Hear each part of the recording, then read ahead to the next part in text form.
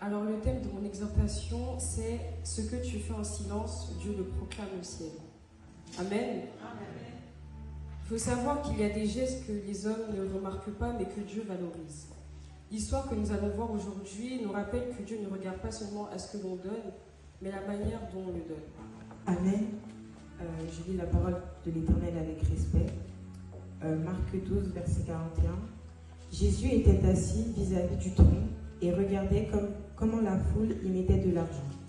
De nombreux riches mettaient beaucoup. Une pauvre veuve vint aussi. Elle y mit 2 petites pièces, une toute petite somme.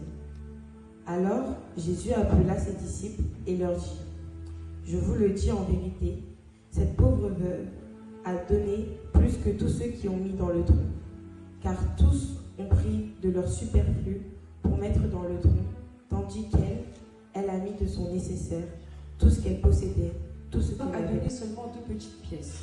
Cela peut sembler insignifiant, mais pour Dieu, c'était tout.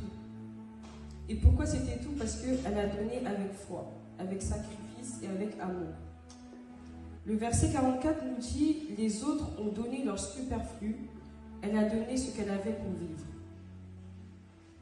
La dame a seulement donné ce qui lui restait. Et j'aimerais vous rappeler un autre verset qui dit « Mais quand tu pries, entre dans ta chambre, ferme ta porte et prie ton Père qui est là dans le lieu secret, et ton Père qui voit dans le secret te le rendra. » Parce que la réalité, c'est que Dieu se trouve dans l'intimité. La réalité, c'est qu'il se révèle dans le secret. Il aime la sincérité du cœur. Je m'exhorte moi-même en ce jour. Dieu n'aime pas l'orgueil ni l'hypocrisie. Il ne cherche pas ceux qui veulent se montrer, mais il cherche ceux qui désirent le trouver. Amen. C'est pourquoi on dit que ton humilité peut t'amener dans des dimensions que tu ne soupçonnais pas. Amen. Cette femme en est un exemple. Elle n'a pas cherché à briller. Elle n'a pas fait de grands discours. Elle a juste donné ce qu'elle avait. Elle n'a attiré l'attention de personne, seulement celle de Jésus. Que Dieu voit quand tu donnes dans la difficulté, quand tu es fidèle dans le secret, quand tu continues à adorer même quand tu n'as plus de force.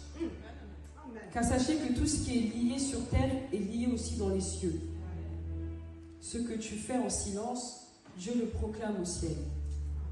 Alors peut-être que toi aujourd'hui tu n'as pas grand-chose, pas beaucoup de force, ni beaucoup de moyens. Mais si tu donnes ce que tu as avec ton cœur, Dieu voit et Dieu bénit. Alors donne-toi à Dieu même si c'est fragile. Donne ton adoration même si elle sort d'un cœur triste. Donne ton service même si tu crois que ce n'est pas grand-chose ou que ce n'est pas assez. La réalité, c'est que le monde célèbre ceux qui donnent beaucoup, mais Jésus honore ceux qui donnent avec foi.